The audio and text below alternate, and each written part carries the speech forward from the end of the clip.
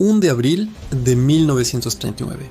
Un escueto comunicado radiofónico anunciaba que la guerra había terminado, pero para España el silencio no trajo la paz, sino la victoria de unos y la derrota absoluta de otros.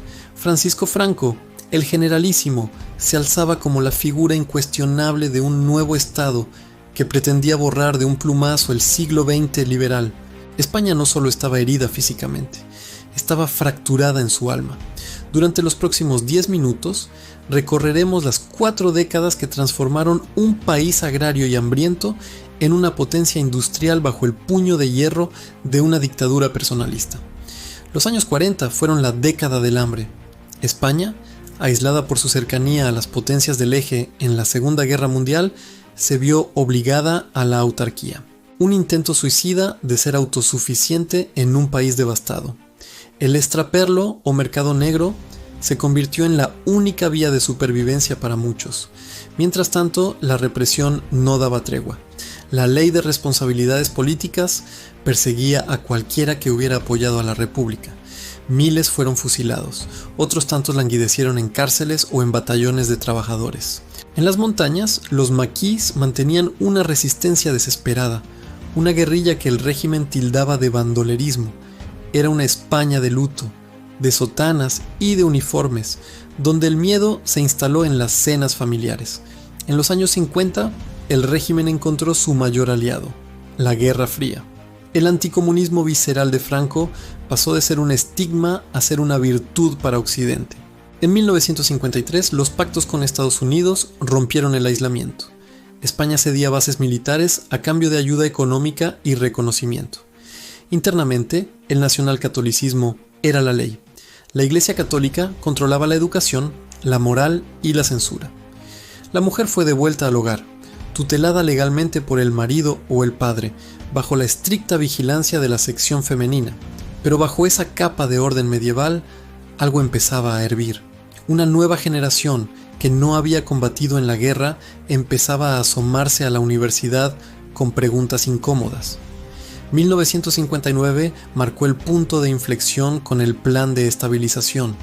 Los tecnócratas del Opus Dei tomaron las riendas de la economía. España se abrió al capitalismo. Fue el milagro económico.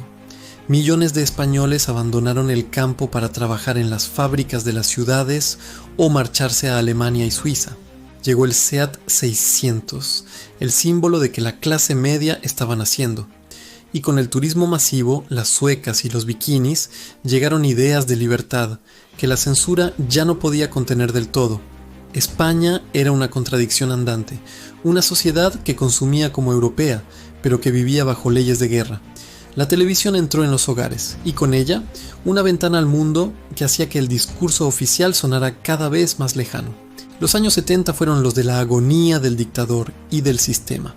La oposición, desde el PCE hasta los sindicatos clandestinos, era imparable.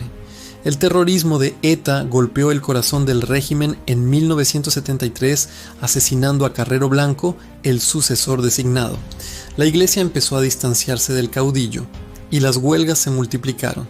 Franco, ya enfermo y tembloroso, firmaba sentencias de muerte hasta casi el último aliento en un intento de demostrar una fuerza que ya no tenía. El mundo miraba a España con rechazo, mientras las potencias esperaban a ver qué pasaría cuando el centinela de Occidente apagara su luz. 20 de noviembre de 1975. Carlos Arias Navarro anunciaba entre lágrimas: Franco ha muerto. Se cerraba un paréntesis de 36 años. España no despertó democrática al día siguiente, pero el camino era irreversible. El franquismo murió con el dictador, aunque sus huellas seguirían presentes en las instituciones y en la memoria de las familias durante décadas. Comenzaba la transición, el experimento político más ambicioso de nuestra historia reciente. Pero esa es otra historia.